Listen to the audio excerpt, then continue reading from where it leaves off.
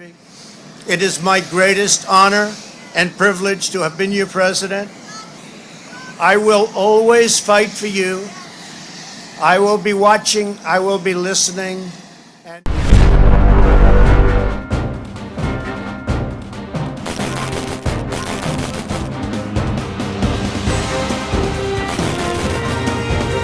Hello again, ladies and gentlemen. Michael Matt coming to you once again from the office of the Remnant newspaper. Before we get started tonight, thank you, everyone who responded so incredibly quickly and generously to our 50-50 pre-Christmas 50-50 match fund.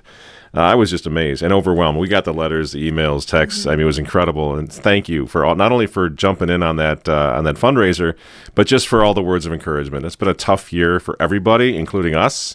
And to hear from so many hundreds, maybe thousands of you, it was a lot, was really a shot in the arm for us. And I'm happy to announce that fund is closed. We reached our goal. Here at the Remnant, we like to close our funds, not just run them indefinitely. So it is closed. We reached the mark, and we've got some really exciting news about what we're going to do with that money in the new print edition of the Remnant, which is going on the press today. Okay, this afternoon or tomorrow morning. It'll be available at remnantnewspaper.com, so check that out. So I'm not putting off what we need to talk about. This is a big day. This is Inauguration Day. Very happy for Mr. Biden and, what's her name, Cammie? Vice President Cammie. Yeah.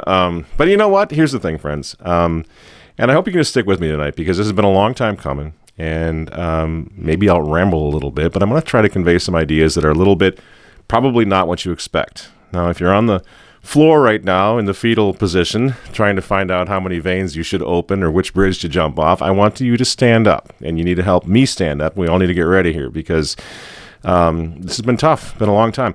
But I would remind you of one thing. People like what we do in our business for a year now. We've been talking about if Trump loses, man, all hell's going to break loose, right? Because we believe it's going to be tough, right? But we use rhetoric. All of us do this. We use rhetoric to really add some urgency to why we needed to vote properly. We needed to vote for Trump. We're not prophets. We don't know how this is going to unfold. And that's what I want to talk about tonight.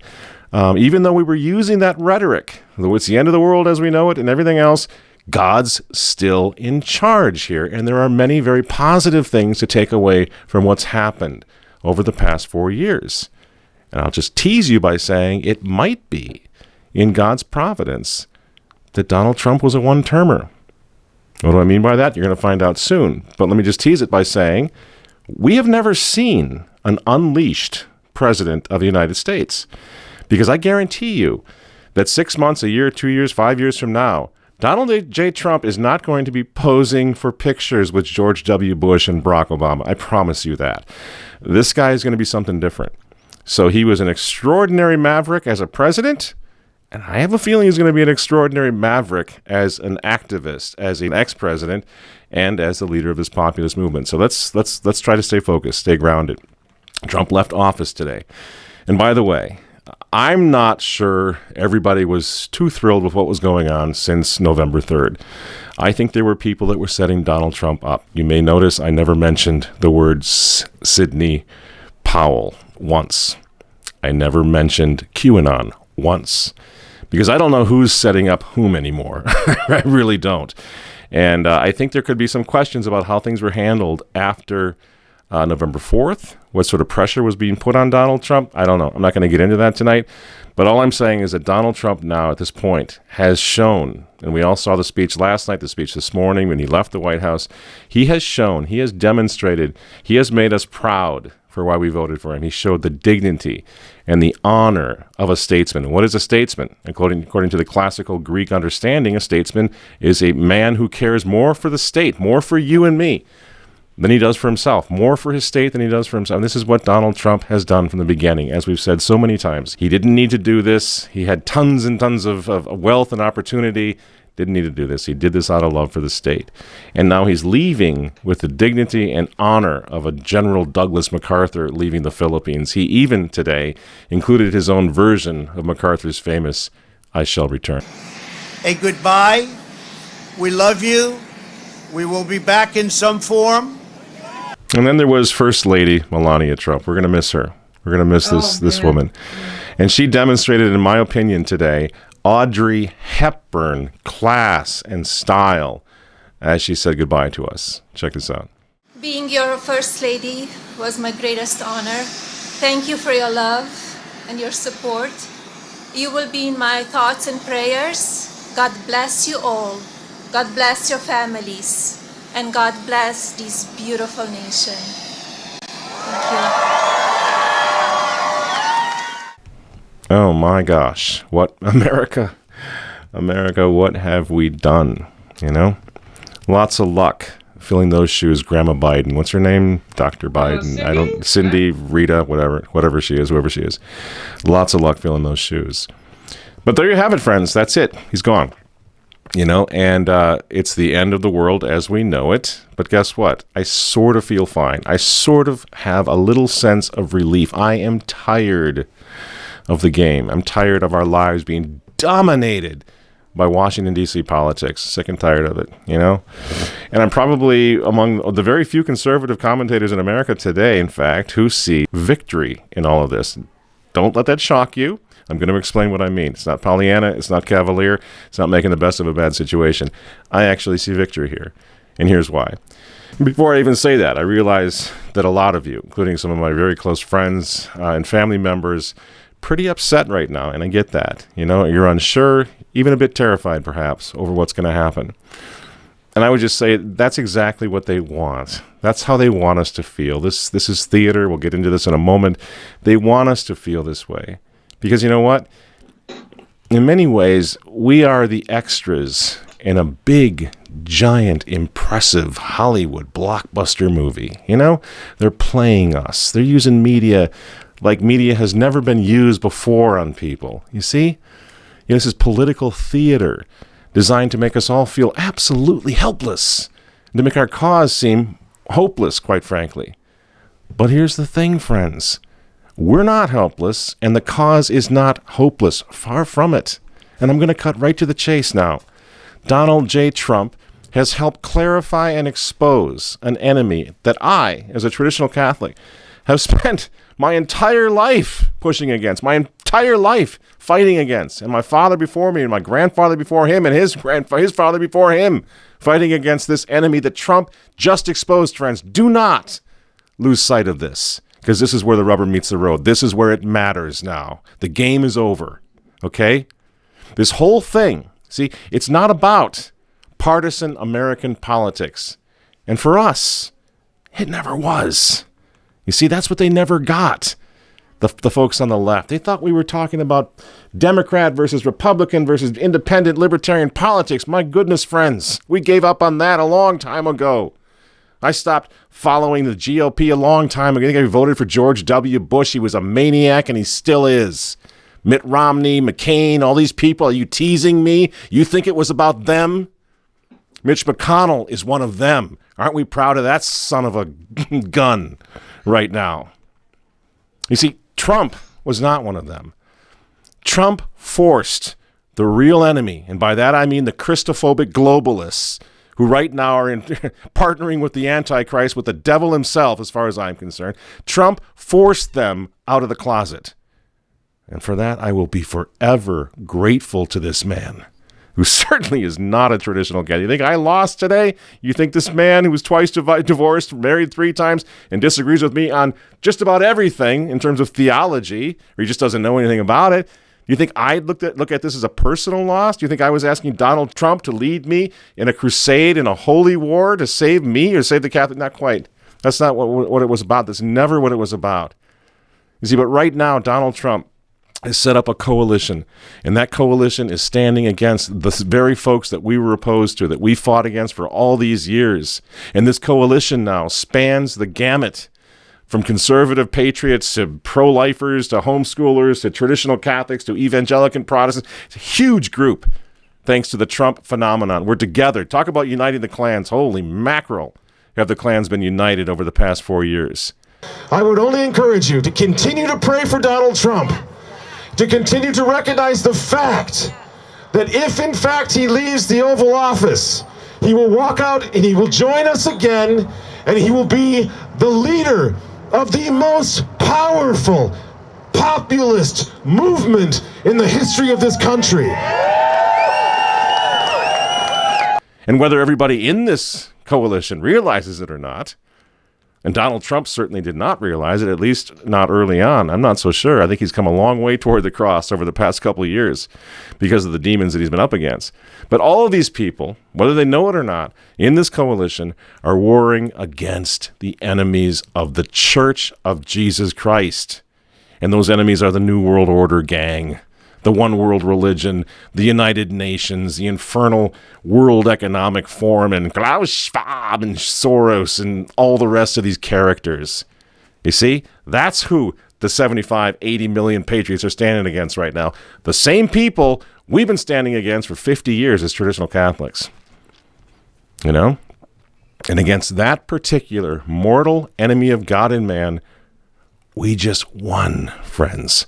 Over the past 4 years, we have scored a victory so significant that we outed them, that we forced them to jump the shark, that we forced them to expose their evil, rotten agenda, from Bill Gates to Schwab to the UN to Pope Francis.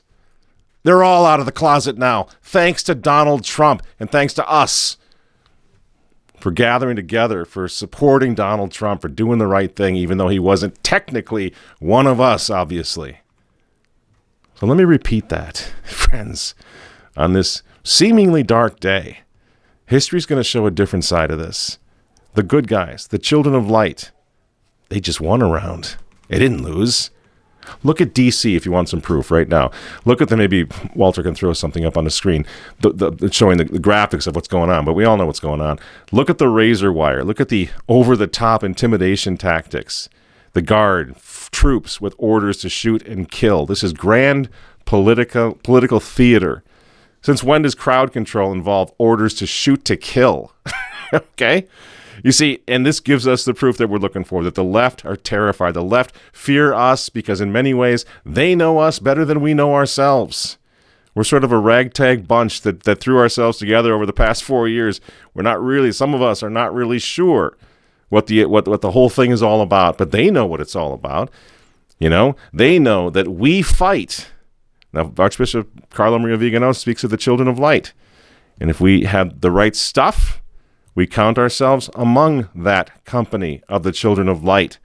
And the folks on the left, the enemy, they know that the children of light fight for the stuff that builds civilizations. You know, God, country, family, patriotism, honor, life itself, the stuff that makes us human, friends, the stuff for which men and women for thousands of years have been living and dying. That is what we fight for.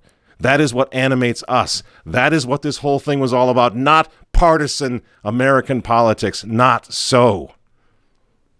We fought for the stuff that makes men into children of God. The stuff that transformed a businessman from Manhattan into the most powerful president this nation has ever seen. A president who stood not only for life, not only for us, but for Christ himself, for the incarnation of Jesus Christ. All my life, I was waiting for one of the good presidents, the pro-life Republican presidents, to just one time mention his name. Just once. Donald Trump did it many times. And he referred to it as the incarnation of Jesus Christ. You remember. Above all, during the sacred season, our souls are full of thanks and praise for Almighty God for sending us Christ, his Son, to redeem the world. Man, we are going to miss that.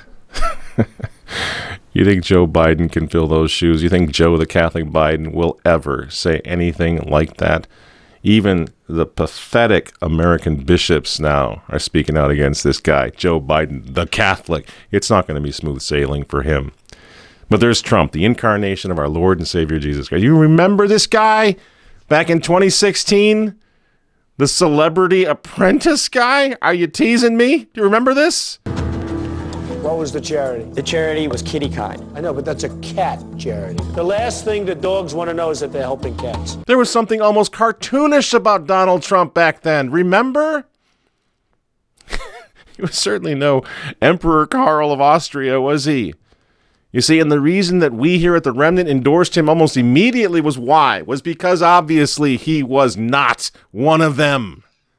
He was not George Bush. He was not Mitt Romney or John McCain. He was not anything like that insufferable band of fools. You see? Posing as conservatives. Trump was something different. He really was an outsider. But he wasn't a daily communicant, was he? As far as traditional Catholics are concerned. He wasn't a Christ the King guy. And if you'll forgive my French, he was a pretty half-assed Christian, wasn't he, back then? So when the left tells you that you lost, remind them of that. Right? He's not the pin-up boy for Christianity. What is he? What happened, you know? We, you, all of us, we had the insight to look past the problems, to understand the situation that we found ourselves in, to see civilization crumbling to the ground, to see God's hand in this, that God would raise somebody up when the good guys, the Christians, the Catholics had completely sold out, right? God was going to raise somebody up, you know? So we didn't demand perfection when it came to Donald Trump. We didn't demand perfection of this weak vessel that God now raised up in despite of the times that we live in. And you know what? We were right to do so. You were right. I was right. Think of that now. We were right. We did the right thing. Just look at what that Celebrity Apprentice guy, look what he did. Look what he did with 4 short years. What transformed him, friends? You know. He decided to stand with Christian America. I don't care how much of it was politics. Maybe it was all politics. On January 20th, 2017. Maybe it was all politics. But look what it became. He came to believe in it. Something transformed the man's heart and soul. He's no longer the goofball from Celebrity Apprentice, is he? And why is that? Because God provides. That's why. That's the way history is. That we've seen this again and again through history. We cannot give up today, friends, just because Donald Trump won't get a second term. Don't you see? There's more to this than the White House. The point is, Donald Trump got 1 term. Praise God for that. And you know what? That 1 term changed everything. Did you see? We didn't lose. We won. It should have been Hillary Clinton back then. It should be over by now. Instead, we have this massive coalition.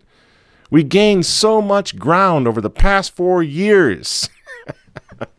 At these fools calling the shots now on the other side of the aisle had to barricade themselves behind razor wire in D.C. Not because they're afraid of violence. They know there's going to be no violence. But because they're terrified of the political firepower we built in the last 4 years. We built that with the help of God, Donald Trump, the pro-life movement, and Christian America in 4 years. We never expected to see this from Donald Trump. So what's God going to raise up next? Let's wait and see.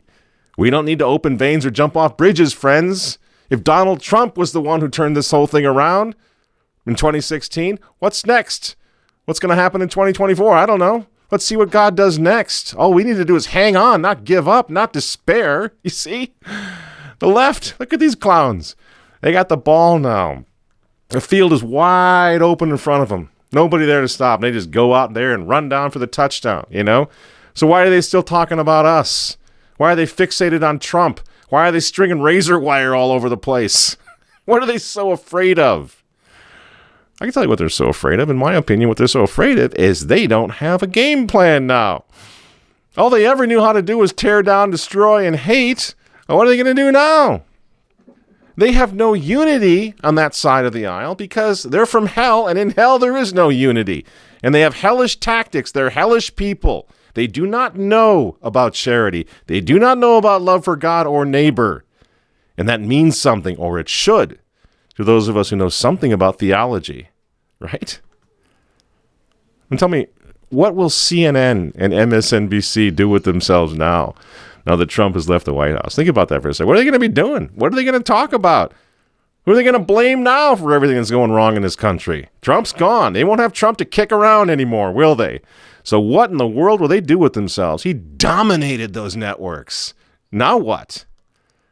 You know, when they start defunding the police, for example, here in a few months or whenever, Do you think there's going to be anybody, now that Donald Trump is not there, to blame, that we need to defund the police because he's a law and order guy? You think anyone's going to go along with this defunding of the police, with this insanity under under Joe Biden? I don't think so, man. I do not think so. He does not inspire confidence in anybody. He does not have a fatherly approach to anything. He's terrifyingly self-absorbed. We're going to need some police around under this clown. Even when Biden decides he's going to mask us all up, because, again, he has no ideas. Well, I'll just double down on the mask thing. That'll make me look really important. Even when he does that, without the boogeyman Trump to scare us all into submission, do you think that's even going to work? What's going to happen to COVID now? Maybe it'll get much worse. I'm not trying to set myself up as a prophet, but I have a feeling without Donald Trump, this is going to be tricky for these people. They did everything they did out of terror, out of fear-mongering with respect to Donald Trump. Without that leverage, I'm not sure what they have, I mean, did you ever think, for example, that we would see the little Catholic girl from the neighborhood going after the insufferable Mark Zuckerberg already? That's exactly what she did. He is part of this problem, and Mark Zuckerberg and Facebook bear partial responsibility for Wednesday's events. Period. Carry on, Sandy. Well played. This chick's probably going to need to think about going back to bartending if things go on like this much longer. I mean, she really must be one of the most hated people in Washington. She doesn't know how to play well with the others. But in other words, they're already out of ideas, and so they're starting in against each other. Trump and his coalition, in the meantime, is going to continue to dominate American politics. He's going to continue to dominate their every waking moment. And that's thanks in large measure to us, to the 75 million, 80 million, however many it is. I think it's more than that. If you factor in children and, people that didn't vote, it's a lot of people, Thanks to all of us who prayed that God would show us how to do this, would show us the big picture in all of this, not to get bogged down in partisan politics. We say, wow, there's something much bigger going on here. We need to make sure we choose the right side. And that's what happened. And to all of your friends and family, I know a lot of people have lost friends and family over COVID and over Trump and all of that. Here's the thing. Those poor people have been had, because all this time, the friends, the family on the left, the coworkers, they've been hating now. They've been hating on a monster that doesn't actually exist. He's a computer-generated boogeyman. He's a social media creation. That's all Trump is. They don't know anything about the real Trump. They only know, the Trump that's been created for them, just like the pandemic that was created for them, just like reality that's been created for them on TV. They don't know what the guy's all about. This is why when you ask them, hey, why do you guys hate Trump so much? All he's doing is lowering taxes and doing good things for unemployment and all that and defending law and order. Why do you hate him so much? When you ask them that, they don't have an answer, do they? They say things like, well, because he tweeted.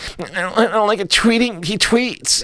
He's an idiot. He puts kids in cages and he's ugly and his mother dresses him funny. And they got nothing, friends. They really don't. They don't have anything, but just nonsense. My favorite is he puts kids in cages.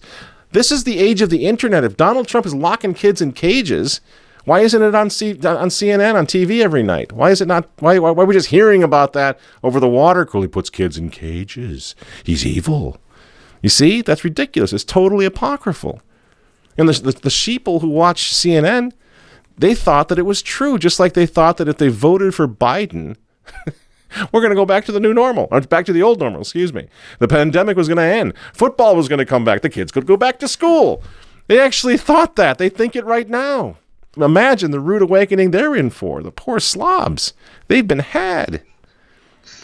Because how exactly is this incompetent buffoon, who I wish all the best to, by the way, is his new presidential embarking on his new administration, and I wish him the best. But how is this buffoon, how is the Biden voters' life going to improve now that Trump is gone? I mean, serious question. How's it going to happen? How's it going to get better? You see, the thing is, it won't. Because the Biden voter is going to be wearing that mask until 2022. Biden has promised that. He'll be locked down. He'll lose his job. He'll be taking Biden's going to be dictated to from the United Nations, from folks in Europe, from Klaus Schwab, from Bill Gates. There's going to be no independent thinking on this guy's part. So we're going to be locked down. The guy who voted for him is going to lose his job. His kid's not going back to school. His professional sports are done, at least done the way they used to be. They're gone. That's gone now. If you want proof of that, just look at Italy, look at France, look at the UK. You fools! Look what's going on over there. They're shutting down the world right now. And Biden is just their stooge. Why? Because America stood in the way of the Great Reset, the shutdown of the world that was to precede the Great Reset. That's what this is all about. You've been had. So what exactly is going to improve for you guys? Nothing. Unless Donald Trump's coalition can stay united, stay focused, and continue to resist. That's your best hope, ironically enough. And the thing for us to recall in the middle of all this is that there are 100 million of us now, friends. And Biden and Harris are so far to the lunatical left that even many Democrats now are going to abandon that ship over the next couple of years. Mark my words. Nobody can be that committed to baby killing and sodomy and wretchedness and raising taxes. It is not going to be popular once they don't have Trump to unseat. Because hell, to quote Agatha Christie, I love this quote from Agatha Christie. I don't remember which one of her stories, but she says, "Hell is the truth learned too late." Love that. And that means the joke is on them because they're going to figure this out. We didn't lose one of ours today in Donald Trump. We stole one of theirs 4 years ago. You know, while the left was screaming about this and screaming about the hologram that, you know, is the thing that CNN created, and Mr. and Mrs. Progressive left were watching CNN, we allied ourselves with an outsider, a genuine outsider, the real Trump. And that alliance now has moved mountains, friends, compared to what we were trying to do 4 or 5 years ago. He's changed everything. But he was not one of us. In fact, the Celebrity Apprentice guy should have been one of them, but they were too busy watching CNN to notice. You see? He's not a traditional Catholic. He's not a daily communicant, Donald Trump. You see? Do you remember him from 2016? Did Donald Trump look like Garcia Moreno to you when he was talking to Billy Bush on Access Hollywood in that famous tape? He didn't to me. You see? So God took this broken vessel and transformed him into the left's wake-up screaming nightmare, friends. That's how God works. We haven't lost anything. In 4 years, Trump exposed not only the left, but their water carriers, their miserable water carriers in Rome and the Vatican, the infiltrators of the Catholic Church, the modernists that we traditional Catholics have been warring against for the past half century. Trump, the Manhattan businessman, reached across the ocean and tore the mask off of Pope Francis. Everybody can see exactly what that clown is, largely because of the Trump phenomenon. So Trump did his part now. You know, quite frankly, I think he deserves a little break. But he'll be back. But he did his part, and now it's time for us to do our part while thanking God that 80 million Americans, or whatever the number is, upwards towards 100 million Americans, and a U.S. ex-president now had joined the Catholic CounterRevolution. If you're not Catholic, then call it the Christian CounterRevolution. The counter-revolution against globalism now. That's the firepower we now have because of the last 4 years, whether everybody in the coalition realizes it or not. So chin up, friends. This is far from over. There's a reason Donald Trump came along. There's a reason God raised him up. There's a reason we all took a chance and trusted him and joined him, and it worked. There's a reason for all this, you know, and he's literally changed everything. There's a reason for that. Now we enter the next stage. Now is the time to return to the front lines, friends, and not just count on the White House and Donald Trump to go out there and do all our fighting for us. 10 years ago, we didn't have a Donald Trump. We had nothing but crazy neocons that were trying to blow up the whole world in the name of pro-life politics. It was a joke. That's what we had 10 years ago, 20 years ago. It's time for us to go back now. Go onto the battlefield and fight. It's going to be rough. Yes, it's going to be rough. Nothing worth fighting for is ever easy. You all know that. And we need to forge alliances that will continue to motivate now America. Get this. To motivate what has become America's most powerful special interest lobby, the pro-life, anti-globalist MAGA movement. Yes, I stand with the MAGA movement, no matter what happened in the Capitol on January 6th with the fool with the horns and all that nonsense theater that was nothing more than an effort to destroy the MAGA movement and destroy Donald Trump. We stand with the real MAGA movement, the 75 million voters who voted for Donald Trump, not the doofus in the Vikings horns. And we have reason to be confident on so many levels. Look at Twitter. Twitter's stock right now is collapsing. The same with Facebook. So what are we terrified of these clowns for? You're terrified of social media giants who just shot themselves in the head by underestimating us? I'm not afraid of these guys. You don't have to be either. We're going to start something, in fact. In the next couple of months, we're going to launch Catacomb, it's going to be called. Social media. We're going to start our own. Everybody's starting their own thing now. The Remnant's going to start its own thing, too. So stay tuned for that. Forget Twitter and Facebook. We don't care anymore. We're done with those commie leftists, which is exactly what they are. And even I wonder how long they're going to want to turn their enterprise and their future over to this doddering old fool, either Soros or Joe Biden. We'll wait and see, much less Klaus Schwab. We'll see. We'll see what's going to happen. Nobody knows. And also, before I go, look at the alliances that have formed over the past 4 years. We never had alliances like this before, friends. Look at the voices out there sounding the alarm. Some of them are new, like the Epic Times. My gosh, they're doing great work. I don't know who these guys are.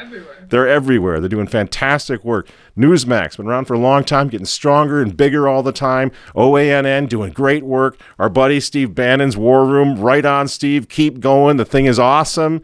Come on, friends. What are we so down for? You even got Remnant TV, which isn't doing too bad either. There's a lot of things, and there's many more out there we could name. We're running short on time. Folks are waking up. It's not a figment of my imagination. It's happening all around you right now. I'm not even ready, by the way, to throw Fox News under the bus, despite the egomaniacal, useful idiots like Chris Steyerwald and, oh my gosh, Chris Wallace.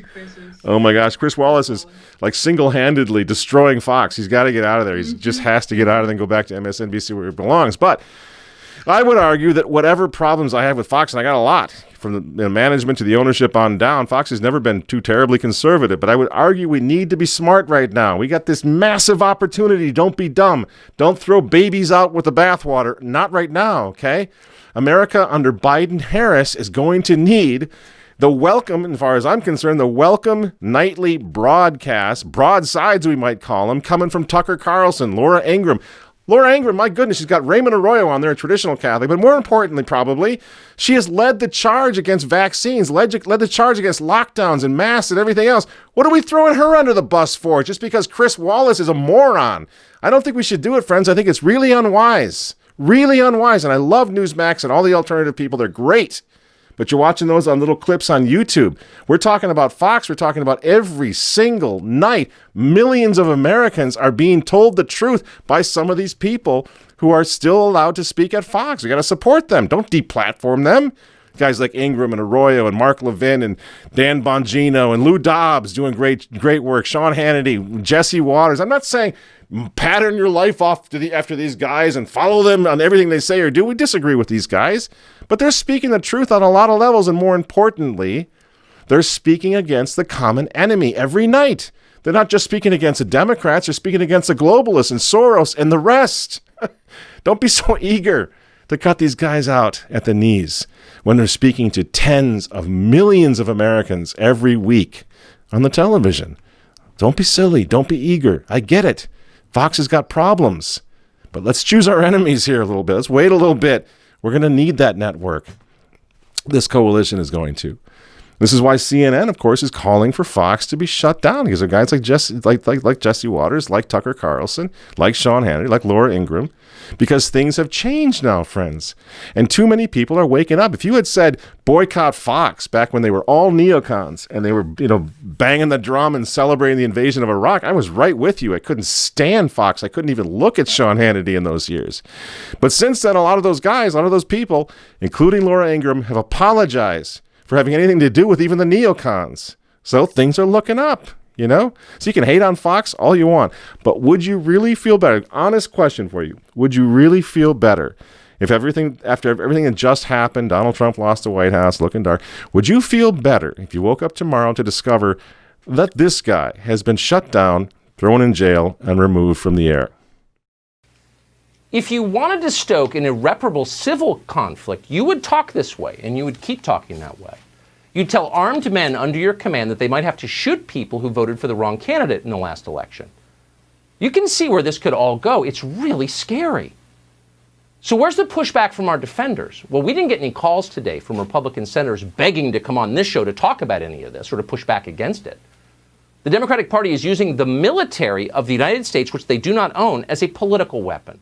Friends, I'm going way too long, and I apologize, but we need to keep it together. We need to stay focused on the real enemy, the ones that hate Christ, that hate America, that hate you, that hate me, that hate our kids, that hate homeschooling. That's the real enemy, okay? And remember this, friends, and I mean this from the bottom of my heart. Don't forget, this is what separates us from the simple partisan hacks, the politicians, the wonks, talking about Democrat versus Republican. Remember this. Saint Michael the Archangel is on your side, friends, as he has been all along. Don't cut the spiritual part of this out. This is a spiritual war. Saint Joan of Arc is on your side. Saint Louis IX is on your side. The entire Church Triumphant, which includes the Vendéans, the Cristeros, the martyrs of the Colosseum, they're on our side.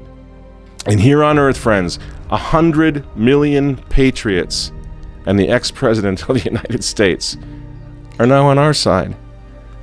Does that sound like a recipe for defeat to you? Because to me it looks an awful lot like the beginning of a war, finally. A war that the children of the light can have every expectation to win in the end. So I hope you join me in this. I know, people are sad, they're depressed, but join me in saying thank you to Donald Trump. Mr. President, we're going to see you around. You're not going anywhere, and neither are we. God bless you for that. And to our new president, President Biden, Mr. President, we're praying for you. But remember this.